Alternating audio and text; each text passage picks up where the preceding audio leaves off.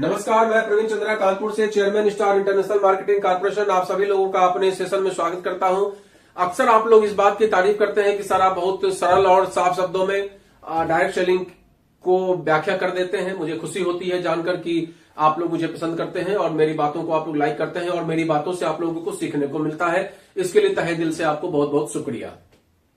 Basically हमारे जीवन का उद्देश्य ही यही है कि मैं देश विदेश भ्रमण करता रहूं और लोगों से मिलता रहूं, लोगों को समझाता रहूं। मेरा ये कतई उद्देश्य नहीं है जो मेरी टीम है वही मेरी बात सुने। मेरा ये उद्देश्य है कि पूरे देश की जनता जो समझ जाए वो मेरी बात को सुने। आयुर्वेद का प्रचार एक मिशन है, आयुर्वेद का प्रचार एक मिशन है, ऑर्गेनिक का प्रचार, केमिकल मुक्त भारत का प्रचार एक मिशन है। जिस मिशन पे हम लोग लगे हुए हैं, साथ में स्वदेशी अपनाओ, देश बचाओ और साथ में आयुर्वेद अपनाओ, निरोगी जीवन पाओ के सिद्धांत को लेकर हम लोग चल रहे हैं। और उस सिस्टम को आगे बढ़ाने में मुझे गर्व का अनुभव होता है कि मैं आज आईएमसी जैसी एक बेहतरीन कंपनी का एक पार्ट हूं, एक छोटा सा हिस्सा हूं। तो चेयरमैन स्टार प्रवीण चंद्रा कानपुर से आप सभी लोगों का इस सेशन में स्वागत करता हूं। आज मैं एक बहुत इंपॉर्टेंट टॉपिक पे चर्चा करने वाला हूं, जिस टॉपिक पे अक्सर एक बहुत बड़ा विवाद छिड़ जाता है, लेकिन मैं इस टॉपिक को फिर से छेड़ना चाहता हूं और आप लोगों से जानकारी लेना चाहता हूं कि आप ये बताइए कि अगर आपके बेटे को आईआईटी की तैयारी करनी है, आपका बेटा 12th पास किया है या अभी 10th पास किया है, और जाहिर सी बात है कि आज की तारीख में 10th पास जैसे ही बच्चा कर जाता है और उसका रुझान साइंस की तरफ होता है तो बेटा आईआईटी का दिमाग लगाने लगता है। मैंने भी अपने जीवन में लगाया था और मां बाप भी सोचने लगते हैं कि अब मेरा बेटा आईआईटी से बीटेक करेगा, एक शानदार संस्थान से बीटेक करेगा तो इसका नाम होगा, सम्मान होगा, ठीक ठाक पैसा कमा लेगा, तो जीवन में इसको दिक्कतों का सामना नहीं करना पड़ेगा। अब ये सब बातें तो तय हो गई कि भाई हमने साइंस बेटे ने ले लिया, उसको ये रुझान था साइंस लेने का। अब हम ट्रेस करने लगे कि किस कोचिंग संस्था से इसका हम 12th के बाद या 11th के बाद, जब भी हमने तो 12th के बाद कराया था, तो कैसे हम इसका एडमिशन कराएंगे और कैसे क्या पढ़े ये जो इसका आईआईटी में सेक्शन हो जाए, क्वालिफाई कर जाए।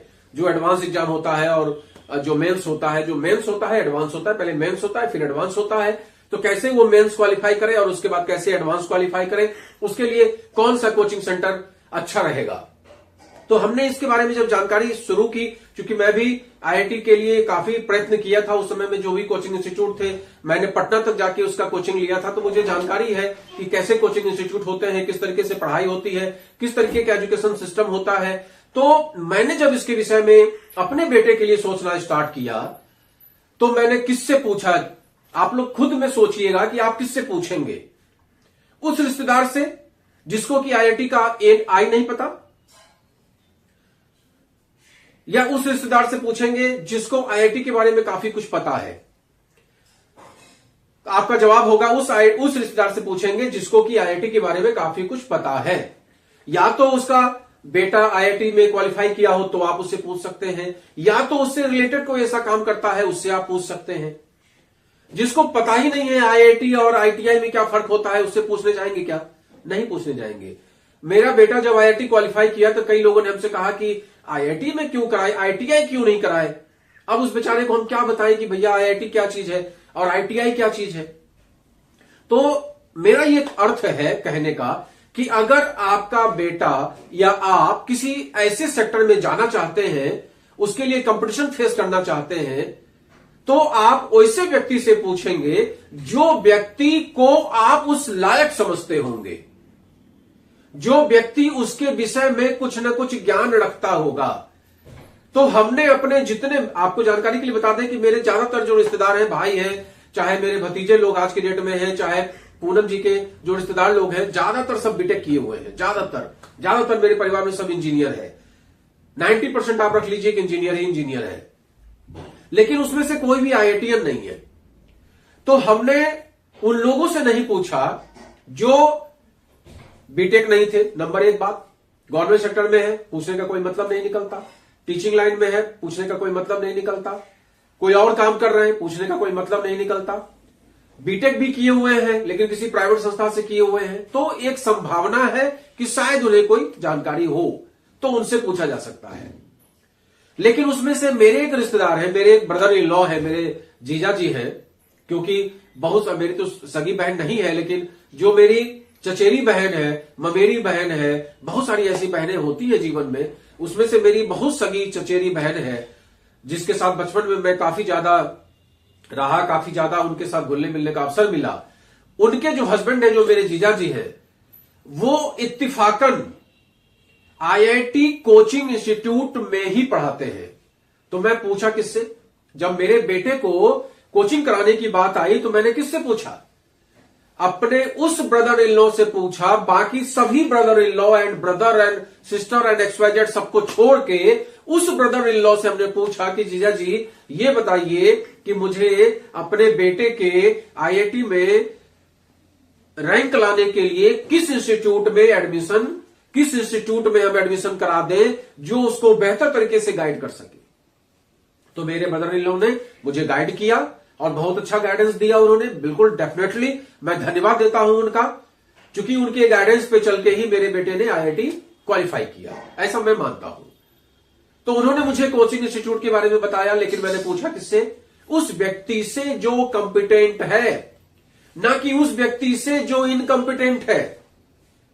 लेकिन जब बात डायरेक्ट सेलिंग की आती है, मैंने ये एग्जांपल क्यों दिया इसको समझिए। जब बात डायरेक्ट सेलिंग की आती है, हम कैरियर बनाना चाहते हैं डायरेक्ट सेलिंग में, हम कैरियर बनाना चाहते हैं डायरेक्ट सेलिंग बिजनेस में, हम इसी में पैसा कमाना चाहते हैं, हम डायरेक्ट सेलिंग में अपने ख्वाब पूरा करना चाहते हैं, हम डायरेक्ट सेलिंग की बड़ी बड़ी बातों को सुनकर बड़े मोटिवेट हो जाते हैं और सोच लेते हैं कि अब हम इसमें कैरियर बनाएंगे। लेकिन उसके बाद हम पूछने किससे चले जाते हैं? That is very important. हम पूछने किससे चले जाते हैं? हम पूछने चले जाते हैं उस व्यक्ति से जिसने डायरेक्ट सेलिंग का डी नहीं समझा आज तक। हम पूछने चले जाते हैं उस व्यक्ति से जिसने डायरेक्ट सेलिंग के विषय में निगेटिव इंपैक्ट बना के रखा हुआ है, जिसने डायरेक्ट सेलिंग के विषय में निगेटिव थॉट बना के रखा हुआ है, जिसका कभी ना कभी पैसा डूब चुका है डायरेक्ट सेलिंग में, उसके बेवकूफी की वजह से कभी ना कभी किसी न किसी मनी सर्कुलेशन में वो पैसा डुबो चुका है और उस व्यक्ति का एक परसेप्शन बन गया है कि डायरेक्ट सेलिंग एक बेकार सेक्टर है। तो भैया बर्बाद तो तुमने किया ना गलत जगह जाके। आज भी देखिए आप, कई लोग मनी सर्कुलेशन में डूबे हुए हैं और आप उनको अगर फेसबुक पे भी हम वीडियो डालते हैं तो वो बेचारे बहुत तेजी के साथ लग जाते हैं कि आप गलत बोल रहे हैं, आप ऐसा बोल रहे हैं, आप अरे भाई डायरेक्ट सेलिंग मनी सर्कुलेशन में आता ही नहीं है। गवर्नमेंट का रूल कहता है कि कोई भी कंपनी जिसका प्रोडक्ट नहीं है वो डायरेक्ट सेलिंग बिजनेस में नहीं आ सकता, उसको आप डायरेक्ट सेलिंग नहीं मानेंगे। अब कोई भी कहे, कुछ भी कहे, कोई चिल्लाता रहे मैं डायरेक्ट सेलिंग, लेकिन आप तो समझो इस बात को कि वो डायरेक्ट सेलिंग नहीं है। डायरेक्ट सेलिंग का मतलब होता है जिसके प्रोडक्ट हो, जिसका एक सॉलिड सिस्टम हो, जो आईडीएसए की मेंबर हो, लेकिन फंस गए वो चक्रव्यूह में।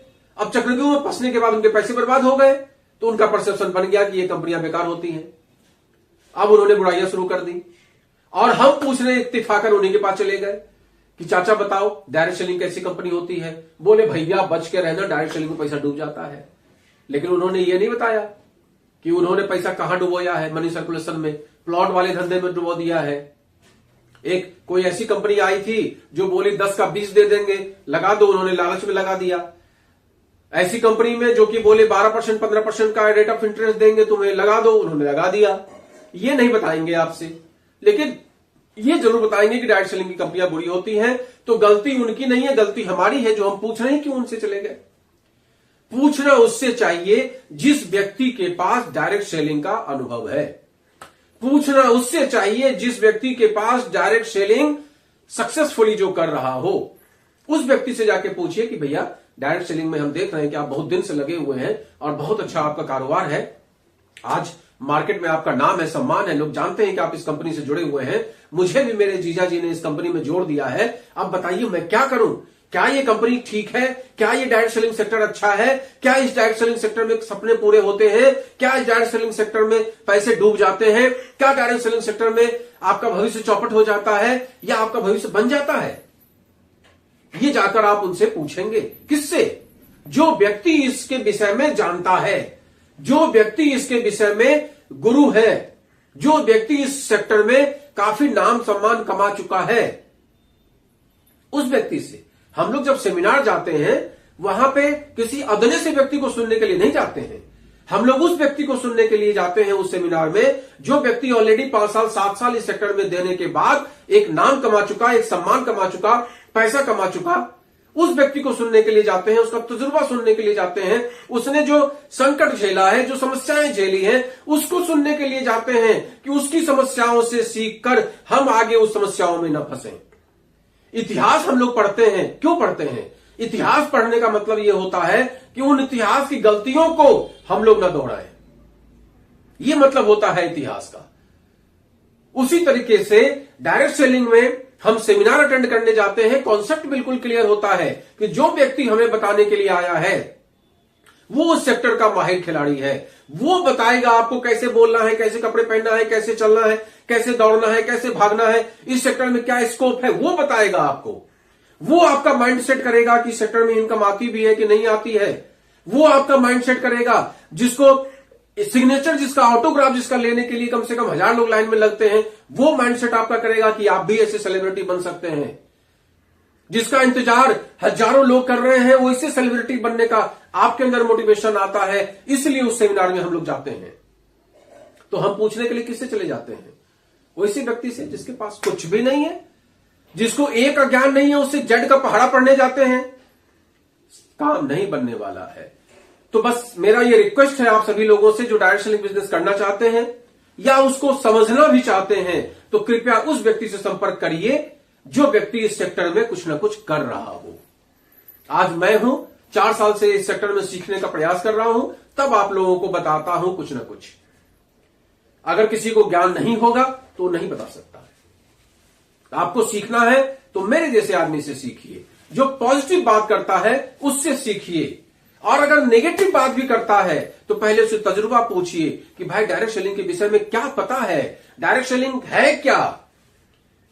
करना ना करना तो बाद की बात है, पहले तो ये बता कि डायरेक्ट सेलिंग है क्या। अगर आपने मुझे ये बता दिया कि डायरेक्ट सेलिंग है क्या, तो मैं आपकी बात सुनने को तैयार हूं। तो भाई साहब 90% लोग तो आपको बता ही नहीं पाएंगे कि डायरेक्ट सेलिंग बिजनेस है क्या। कैसी कंपनियों को सरकार जो है लाइसेंस देती है, कैसी कंपनियों का नाम रजिस्टर आता है, कैसी कंपनियों को आईडीएसए मेंबर बनाता है, कैसी कंपनियां लीगल होती हैं, बता ही नहीं पाएगा आपको। और जब बता ही नहीं पाएगा तो खाली निगेटिव बोलने के लिए तो ऐसे व्यक्ति से दूर रहने में भी हमारी आपकी भलाई है। बाकी आपकी मर्जी है, आपकी जिंदगी है। लोग चिल्लाते रहते हैं हेलमेट पहनो, हेलमेट पहनो, कुछ भी हो जाएगा तो आपका सर बचा रहेगा, लेकिन हम लोग तब भी नहीं सुनते हैं। हम लोग पहनते ही है हेलमेट इस चक्कर में कि पुलिस वाले से बचे। तो भैया आपकी मर्जी है, सर है आपका, जिंदगी है आपकी। मैं तो बिना हेलमेट के कहीं नहीं जाता। आप लोग भी सोच लीजिए, विचार कर लीजिए। अगर मेरा वीडियो अच्छा लगता है तो लोगों को शेयर जरूर करिए, और यूट्यूब पे है तो सब्सक्राइब जरूर करिए, जिससे कि आपको अच्छी अच्छी जानकारी मिलती रहे। क्योंकि मेरा काम है डायरेक्ट सेलिंग के विषय में अच्छी बातें बताना, सुनना नहीं सुनना, समझना नहीं समझना, वो आपकी मर्जी है। नमस्कार।